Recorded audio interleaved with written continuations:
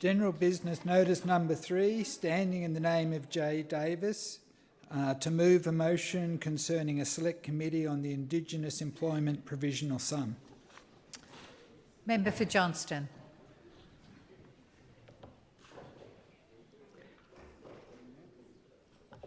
I'm coming, hang on. Thank you. Josh. Thank you, Madam Speaker. Madam Speaker, I move that a select committee to be known as the Select Committee on the Indigenous Employment Provisional Sum, the IEPS, be established to inquire into and report on the Auditor-General's November 2018 report to the Legislative Assembly at pages 31 to 66 in respect of the Department of Infrastructure Planning and Logistics, including but not limited to consideration of the full extent of overpayments to all IEPS contractors, options for repayment by contractors of all unrecovered overpayments, and in cases of prima facie evidence of fraud, the merits of legal proceedings based on advice from relevant government agencies. That the committee be comprised of government, opposition and independent members. That the committee have the power to report to the Assembly from time to time, and that the committee present its final report to the Assembly on or before the 31st of October 2025. Thank you, Madam Speaker. Madam Speaker, I rise today to address an important issue regarding the integrity of our government's spending, accountability and justice for the people of the Northern Territory. As a parliament, we must take seriously allegations of fraud and of misuse of funds, especially against the backdrop of our incredibly high levels of debt and a growing lack of trust in our public institutions. For those in this chamber unfamiliar, the Indigenous Employment Provisional Sum, the IEPS program, was introduced in 2014 by the CLP government to encourage construction companies to hire Aboriginal workers. However, in 2017, the program was shut down by the Labor government after allegations of widespread fraud. This included allegations that some of the companies who signed up to the scheme inflated invoices and submitted falsified records of Indigenous employment. The allegations are that these companies claimed money from the sum by saying they were hiring Indigenous Territorians when they were not, and by doing so, they undermined the entire purpose of the program. The Department of Infrastructure Planning and Logistics conducted an internal investigation under former Chief Executive Andrew Kirkman, which took 5 years to complete.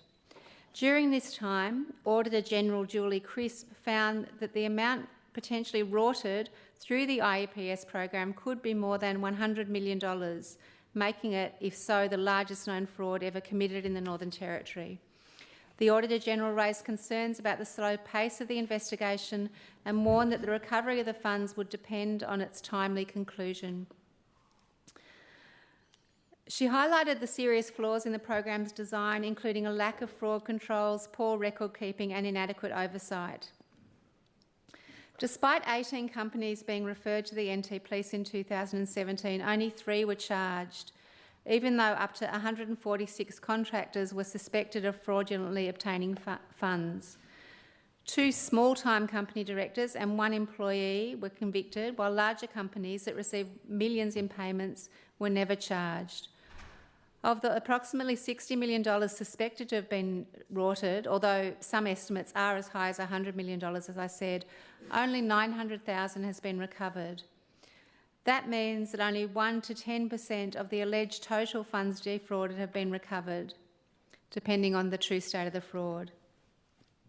Madam Speaker, we've just been presented with a budget that gives us the highest rate of debt in the Northern Territory's history. The public sector's been asked to find $20 million to cut. How can we afford to ignore an alleged $60 million or more? Madam Speaker, the government has previously said that they would not investigate this fraud. I'm moving this motion today to ask the government to reconsider this decision and find out what's actually happened, and if this fraud has happened, hold these contractors accountable for their alleged defrauding of nearly $60 million. Not doing so is just not good enough. Territorians deserve a full and public accounting of how much was lost, what was recovered, and who will be held responsible.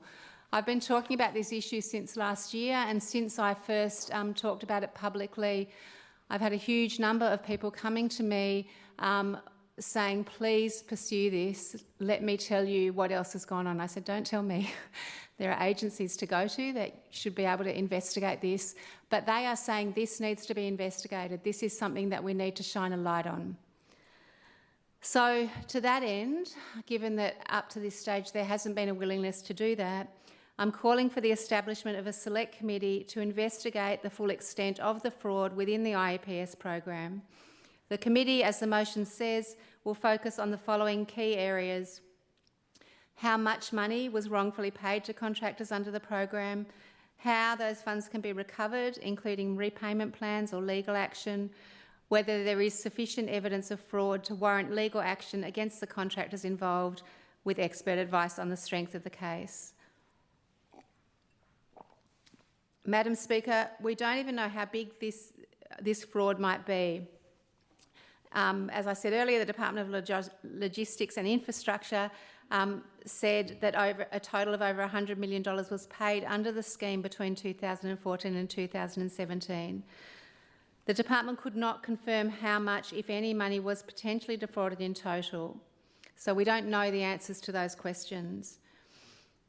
As lawmakers, we have a duty to ensure that taxpayer funds are spent wisely and transparently. The IPS program was designed to support Indigenous workers and to provide economic opportunities, but instead it's been marred by accusations of fraud, mismanagement and a lack of oversight. As I said, since raising this issue, I've heard from many people in my community and across the Northern Territory urging me to pursue justice in relation to this. I move this motion for those people. We owe it to them to address this failure, find out what's happened, and if there were funds stolen, get them back to who they belong to, us, the Northern Territorians. This is an opportunity for us to investigate, recover what was lost and hold those responsible accountable.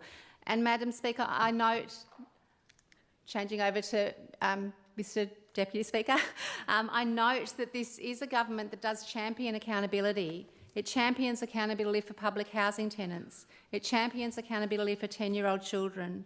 Now is their chance to champion accountability for those who've defrauded taxpayers.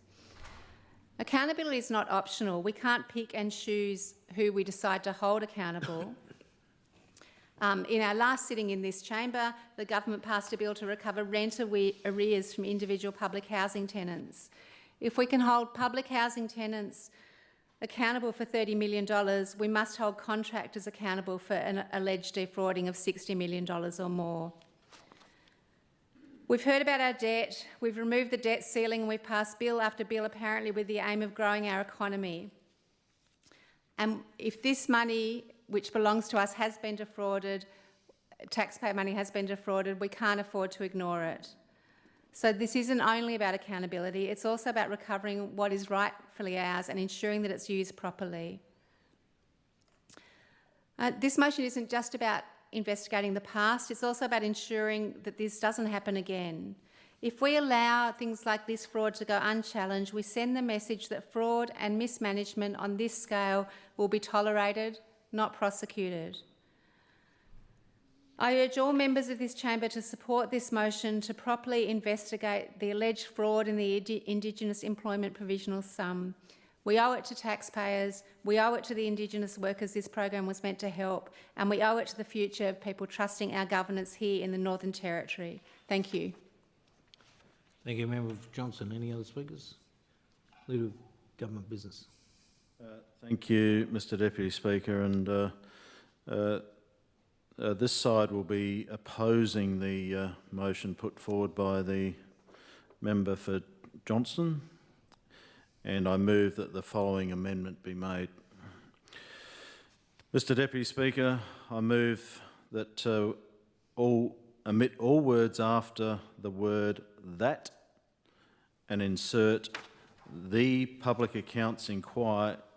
The Public Accounts Inquire into and the Public Accounts Committee should read, inquire into and report on the Auditor General's November 2018 report to the Legislative Assembly at pages 31 to 36 in respect of the Department of Infrastructure Planning and Logistics, including but not limited to consideration of A, the full extent of overpayments to all IEPS contractors, B, options for repayment by contractors of all unrecovered overpayments, and C, in cases of prima facie evidence of fraud, the merits of legal proceedings based on advice from relevant government agencies, and that the committee present its final report to the Assembly on or before 31 October 2025. So, Mr Deputy Speaker, yes, we do want to see accountability, and I want to speak in regard to this particular matter, and I thank the member for Johnston for bringing this matter forward.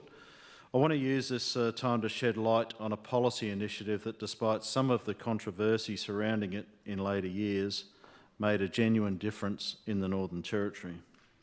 That policy is the Indigenous Employment Provisional Sum, or IEPS. Too often when programs face issues in implementation, we allow the problems to overshadow the achievements. But today, I want to bring us back to the positive outcomes that were realised from this ambitious and impactful program. The IEPS was introduced by the Northern Territory Government in 2014. Its goal was simple but powerful: to increase Aboriginal employment through government-funded construction and infrastructure projects. The purpose was to set aside a dedicated portion of project budgets specifically for employing Aboriginal workers and engaging Aboriginal businesses. In other words, it was a policy tool designed to drive inclusive employment by leveraging government spending. Now let's talk about what it actually achieved. In just the first 2 years of operation, from 2014 to 2016, the program created over 1,400 Indigenous employment outcomes across 453 government contracts. That translated to employment for 994 individual Aboriginal workers. Before the IEPS, the number of Indigenous individuals employed through similar public infrastructure projects was just 40. That jump in numbers is not just significant, it's transformational. Think about what that means in practical terms. That's nearly 1,000 Aboriginal people were given the chance to gain experience, earn a wage, build a resume, and, perhaps most importantly, see a future for themselves in industries that had historically been difficult to access. It gave families financial security. It gave communities role models, and it gave individuals dignity and purpose. One of the key strengths of the IEPS was how it linked economic participation to public procurement. When the government spends money, particularly on large-scale infrastructure projects, it has the power to shape markets and employment trends. IEPS recognised this and used that spending power to open doors that had previously been closed. But it wasn't just about numbers. It was about the quality of the outcomes as well. Many of those employed under the IEPS weren't just doing basic labouring work, although that's valuable in itself. They were learning skilled trades. They were getting accredited training. They were being introduced to workplace structures and practices that would set them up for longer-term careers. In short, it was creating pathways and contributing to growth of our important blue-collar workforce. And it wasn't only about the individual workers. Aboriginal-owned businesses also benefited from the program. With IEPS funding, many of these businesses were able to scale up their operations, invest in equipment and training, and compete for contracts that might have previously been out of reach. This created a ripple effect: more jobs, more training, and more economic activity in Aboriginal communities. The program also sent an important message to the wider industry. It showed that Aboriginal employment isn't just a nice to have, it's a must have. By tying employment outcomes to contracts, it encouraged companies to think more creatively and more proactively about how they could include Aboriginal people in their workforce. It fostered partnerships between contractors, and Indigenous organisations. It made cultural competency training more common. It embedded inclusive thinking into the procurement process. For many companies, this was the first time they had genuinely engaged with Aboriginal employment at scale, and while it might have started as a contractual obligation, in many cases it became a core part of their business model. That cultural shift, that mindset change, is one of the most powerful legacies of the IEPS. Now, it would be disingenuous not to acknowledge the problems that emerged later in the program's life. In 2017, the program was suspended amid allegations of fraud and mismanagement. Investigations revealed that while over $60 million had been allocated to IEPS contracts, some of that funding may not have been used appropriately. Legal action followed, individuals were convicted, and the program's reputation took a serious hit. The provisional sum of $122 million for IEPS covered possible items that could have been claimed under the scheme. This provisional sum refers to an estimated amount of money set aside for items that may have been eligible to be claimed by contractors meeting the criteria of the scheme. Some contractors chose not to claim against the IEPS. Across more than 450 contracts, the total sum determined for payment was $60.8 million of the total provisional sum. Following investigations, contracts to the value of $1.4 million were further scrutinised. $300,000 was proven by the courts to have been fraudulently claimed. As with all NTG projects, any unspent funds are written back at the completion of the contract. Given only $60.8 million was achieved, the remaining $61.2 million would have been written back at the completion of the contracts. But we need to be careful not to throw the baby out with the bathwater. The existence of fraud does not negate the value of the program. What it highlights is the need for stronger oversight, better accountability mechanisms, and more transparent reporting. There are administrative challenges, not philosophical ones. The underlying intention behind the IEPS, that government spending should create inclusive economic opportunities, is as sound today as it was back in 2014. In fact, we've seen similar models adopted in other jurisdictions. Social procurement policies, Indigenous employment targets and inclusive hiring strategies are now common features of public policy across Australia and increasingly evident in the private sector as good practice. And many of them were inspired, in part, by what the IEPS achieved in its early years. So what can we learn from the positive side of this story? First, we learn that targeted investment works. When you direct funds with a clear purpose, like increasing Aboriginal employment, you get results. The numbers from the early IEPS years prove that. Second, we learn that inclusion must be designed into systems. It doesn't just happen by accident. By embedding employment outcomes into contracts, IEPS ensured that Aboriginal employment was a priority, not an afterthought. Third, we learn that the private sector is willing and able to rise to the challenge when given the right incentives and support. Contractors met the targets. They built relationships. They trained and hired Aboriginal workers. They adjusted their practices. And finally, we learn that trust and transparency are essential. If a program lacks proper oversight, even the best ideas can be undermined. So future initiatives must be built on a foundation of good governance. In closing, I want to return to the people at the heart of this story, the nearly 1,000 Aboriginal workers who found jobs through IEPS, the Indigenous businesses that won contracts, grew their operations and contributed to their communities, the contractors who changed their practices and discovered the value of inclusive employment. These are real outcomes, real lives and real impacts. The IEPS was not perfect, but it was powerful. It showed us what's possible when we match ambition with action, when we back policy with purpose, and when we believe that government spending should benefit all Australians, not just a few. Thank you, Mr Deputy Speaker, and I move that that motion be agreed. Member for Nightcliff. Thank you, Mr Deputy Speaker. I'll be brief.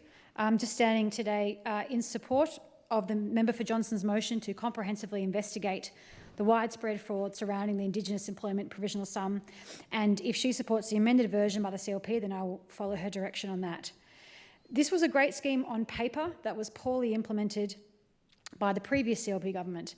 Systemic fraud ensued that was not effectively investigated by the next Labor government. Now is the time for them to right this wrong and get Territorians back the money they lost. This scheme is reportedly the largest known fraud ever committed in the Northern Territory, and it's time something is done. Only 2 smaller contractors have been convicted so far, but this doesn't come close to accounting for the entirety of what taxpayers have lost. We need to put a magnifying glass to these contractors, since some of their conduct reeks of foul play. Halicos Group was awarded roughly $51 million in contracts eligible for the scheme's funding, and they're also a major donor for both Labor and the CLP. In 2014, they staggeringly claimed to have 134 Indigenous workers for a single construction project, but business insiders have said you'd be lucky if it was half that. I'm very glad to hear the government will support an amended version of this, but the question lingers. Would they have done anything had the member for Johnston not put this motion forward? There were many, many calls from the public to investigate this, but until this moment, the government had refused to. There are many construction companies and property developers who took contracts while the scheme was active, and many of them donate to the major parties. When there's another $60 million unaccounted for, the government seemed to lose their ability to tout tough on crime. At the very least, they could be more consistent with their disastrous agenda.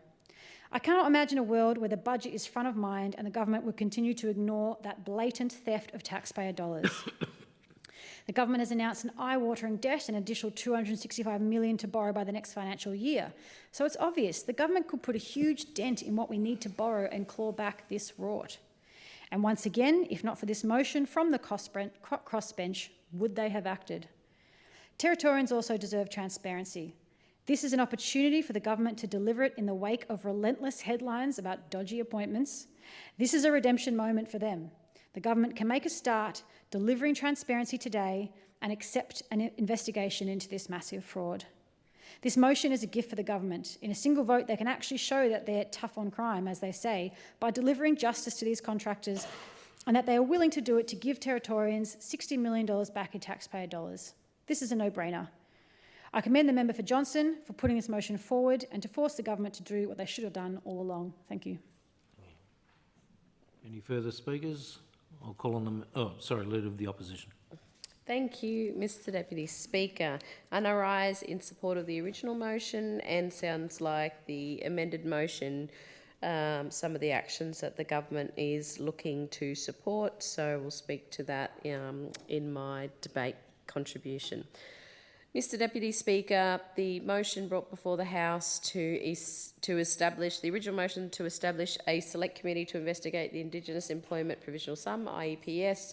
As we've heard already, Mr Deputy Speaker, some of the history of this particular scheme. In 2014, the former Mills-Giles CLP government introduced the IEPS with the well-meaning goal of increasing job opportunities for Indigenous Territorians in the construction sector.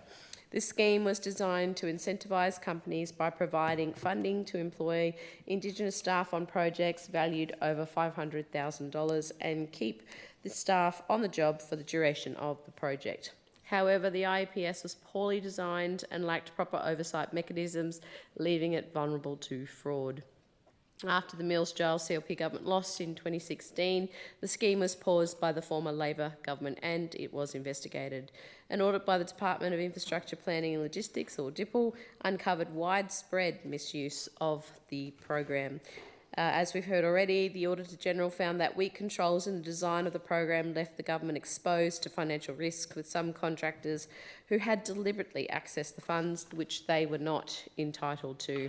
Some $57.8 million in taxpayer funds was paid out under the scheme, and it is not known how much of those funds were legitimately used and how much were effectively rorted. The scheme was suspended for all new tenders and contracts on the 4th of August 2017 under the former Labor government, And in November 2018, the Auditor-General released a second audit report reinforcing the findings of the 2017 investigation and recommending 10 key reforms to ensure a fairer, more accountable system that could not be exploited. Despite these findings, Mr Deputy Speaker, the damage had already been done. 6 companies here in the Territory were referred to police for investigation. Multiple cases had gone to court, yet little to no taxpayer funds have been recovered from those who rorted the system and that were alleged to have committed the fraud. And some had been found to have committed fraud. Mr Deputy Speaker, it is no doubt that this does not meet community expectation across the Territory. We would support a Territory Labor opposition, the motion around the Select Committee in looking again at this program to see if there are any avenues to recover the taxpayer funds that were misappropriated through this scheme. It is time to restore trust in government and those programs that are meant to benefit Territorians and Territory businesses, Territory employees, and not to serve as a slush fund for fraud and exploitation without facing the full consequences of the law or the return of taxpayer funds. The IEPS, as implemented by the former CLP government, was neither efficient, effective, nor transparent. The Auditor-General's finding were damning, exposing the incompetence, laziness and the lack of policy rigour that refined the CLP's approach to governance at the time. Sort of sounds like it's coming back, unfortunately.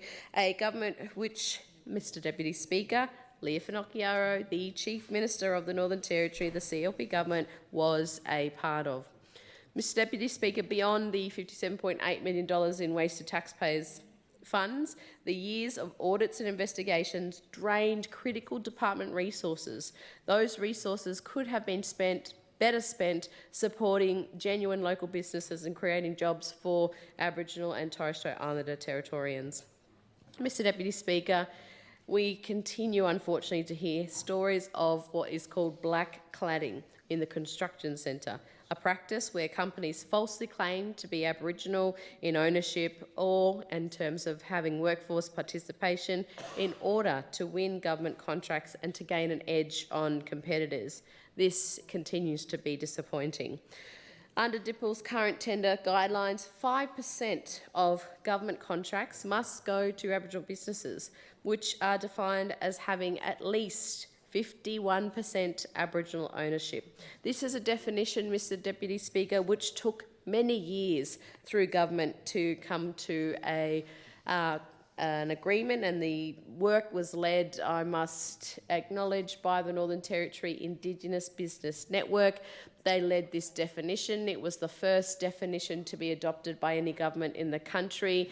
Often what's referred to, joint ventures or Aboriginal ownership was a 50-50% split. The Northern Territory adopted that definition based on the work of the NT Indigenous Business Network to ensure that 51% was the definition of Aboriginal ownership to be considered an Aboriginal-owned business. That work did, again, as I said, Mr Deputy Speaker, take some time because we are still the first jurisdiction who adopted that definition. Mr Deputy Speaker, I know, and as been spoken about already in the House, some Aboriginal businesses have continued to raise the concerns about black cladding and improper claiming of Aboriginal ownership by competitors who do not meet the 51% definition of Aboriginal-owned business. And I believe that this should be a key focus of the Select Committee that has been proposed. And I think, just double-checking now, Member for Barclay, a Public Accounts Committee is part of the referral? Yes, thank you. So the amended motion, sorry, Mr Deputy Speaker, just getting my head around it, which has been proposed by the Minister, Member for Barclay, to go through a process of sorts, but particularly led by the Public Accounts Committee, is what I understand. Yep. So making sure that I'm speaking to the amended motion. Sorry, Mr Deputy Speaker, just making it clear. In no way, Mr Deputy Speaker, are we here on the Territory Labor opposition side advocating for an end to the Aboriginal procurement policy that is already in place here in the Northern Territory. I want to be very clear about that. we continue to support the definition that was adopted around Aboriginal business ownership in the Northern Territory that was led by the NTIBN, and we continue to absolutely support the growth and development of Aboriginal businesses right across the Northern Territory. Unfortunately, we're yet to hear some of the plans of the CLP government, which makes me very nervous when we talk about Aboriginal businesses, whether it's supporting or growing, and I do hope that I'm proved wrong and there's nothing to be nervous about in that space. But, Mr Deputy Speaker, those who claim to be all about private sector growth in the government should also confirm their ongoing support for the well-regulated Aboriginal procurement policy in the NT. Because, unfortunately, Mr Deputy Speaker, I have heard rumblings and I have heard whispers that the CLP government is planning to scrap the Aboriginal procurement policy. Again, absolutely happy to be proved wrong on this front, but I have had many people reach out to me, many businesses reach out to me with the concern that this may occur. So please, I hope there's someone who can prove me wrong in the government and reassure Aboriginal businesses that all of the work, the many, many, many years of work and waiting to confirm the Aboriginal procurement policy here in the NT will continue and not be scrapped. If it's evolved and improved, definitely happy to support that, but not for it to be scrapped. And I guarantee, Mr Deputy Speaker, if that is the case and the CLP government does plan to scrap the Aboriginal procurement policy, we will absolutely fight them every step of the way in any way, shape or form that we can see fit to do so, so we can ensure that strong and ever-growing NT Indigenous business network can continue to lead not just the Northern Territory but the country when it comes to Aboriginal business procurement, contracts and growing the economy. Mr Deputy Speaker, as I start to conclude, I do urge the CLP government opposite in the chamber to support the formation of the committee, which of course has been amended now, so I'm assuming the amended motion will be supported by government. It's been put up by government. Time and time again we have heard for the calls of accountability and respect that we all must pay to the taxpayer dollar, and to ensure that there is always stronger oversight when a blunder and policy mistakes are made of this size and scale, that it can be rectified in some type of way, and now's the time to turn action from those words. Mr Deputy Speaker, the CLP government did signal its intention to recoup outstanding rent from public housing tenants, so I don't see there's any reason why they shouldn't be pursuing this same type of recuperation of taxpayer funds with the same vigour that they have for public housing. Mr Deputy Speaker, with respect, tens of millions of taxpayers' dollars were unfortunately and sadly lost through the IEPS. So to rectify the years of that lost money, this motion and the amended motion hopefully will lead to that recuperation. There must be action. The CLP has promised 2025 is their year of action. That ongoing rorting throughout the territory, particularly when it comes to black cladding in our construction industry, is stamped out once and for all. Mr Deputy Speaker, the people of the territory absolutely deserve better. So the Territory Labor opposition fully supports the original motion and to the government's amended motion when it comes to the establishment of the committee to ensure that this can properly be investigated through the Parliament so we can get some answers and hopefully get some of that money back. Thank you, Mr Deputy Speaker. Thank you, Leader of the Opposition. Any further speakers? Member for Mulga.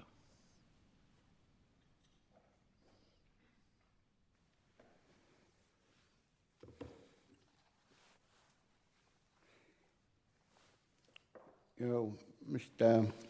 Deputy Speaker, I thank the member for Johnston for bringing this motion today.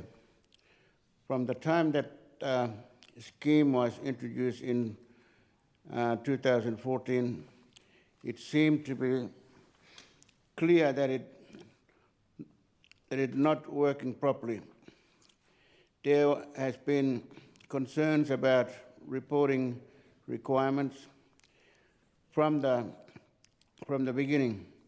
the government should have known there were problems and should have intervened earlier. In the NT, there is nothing new about taking money that is meant to help Aboriginal people. This is similar to the effective enrolment strategy in schools. Federal money intended for remote schools was kept right here in Darwin.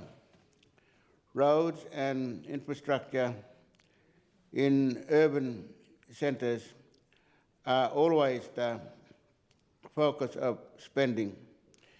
The Northern Territory is given billions of dollars in GST that is provided for Indigenous disadvantage, but there is no requirement for the NT government to account for that spending. And we know that there have been consistent underspends in areas that service Indigenous communities.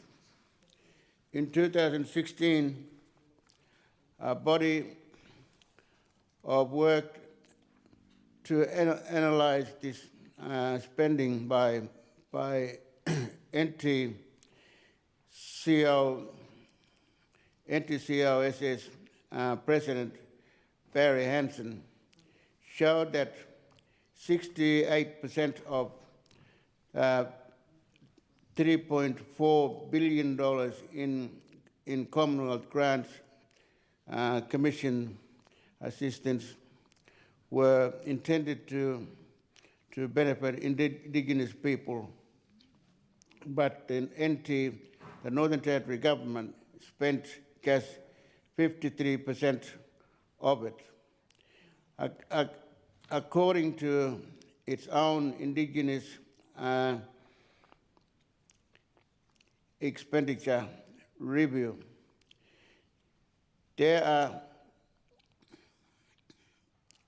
Mr. Deputy Speaker, there are underspends in housing, roads, welfare, and services to community, and that underspend can be seen by government in other areas that benefit non-Indigenous urban communities. When all the infrastructure spending in Darwin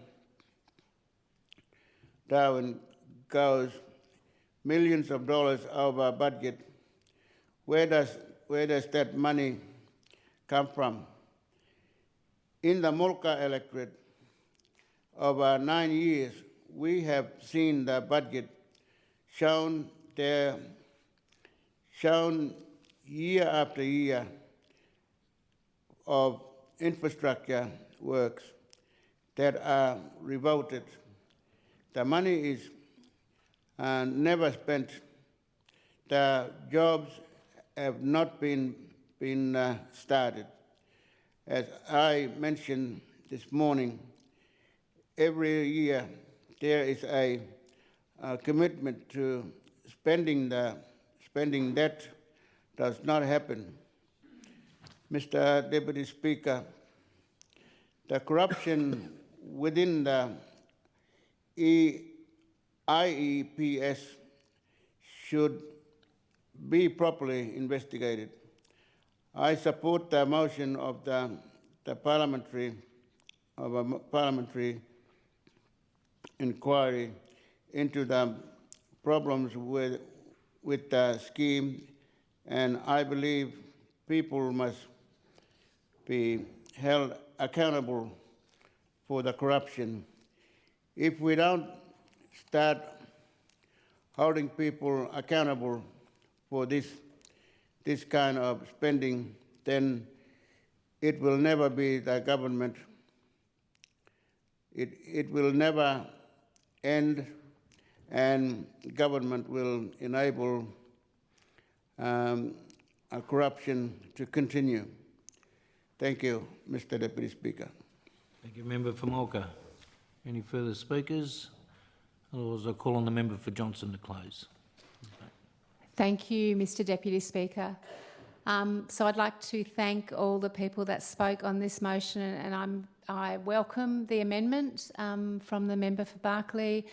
That was my initial hope, that this scheme would be referred to the PAC, and it didn't seem that there was a pathway to that. So I'm very happy that that's what's going to happen, and I think people who had been raising the issue with me will be very happy as well. I appreciated the member for Berkeley talking about the benefits of this scheme, and people certainly talked to me about the things that were good in this scheme as well. The big concern that people had was to do with the ongoing lack of accountability, lack of transparency, questions about alleged fraud, and the continuing feeling that many Territorians have that there's a lack of willingness and desire to look at what's been going on, to protect vested interests, and many people said to me, we've had enough. So I really welcome that there's a pathway forward. It also makes me feel really hopeful in terms of the last two motions that I've brought to this House, that I feel that there has been a pathway forward. That, I mean, I often feel like I'm standing here in this chamber saying no to everything, which is not my preferred way of being. I like to find ways to work with people. I believe we're all here for the same reasons. I believe we're all here to make things better for the people in the Northern Territory. And I believe the way we do that is by listening to each other, listening to our constituents, and working well together.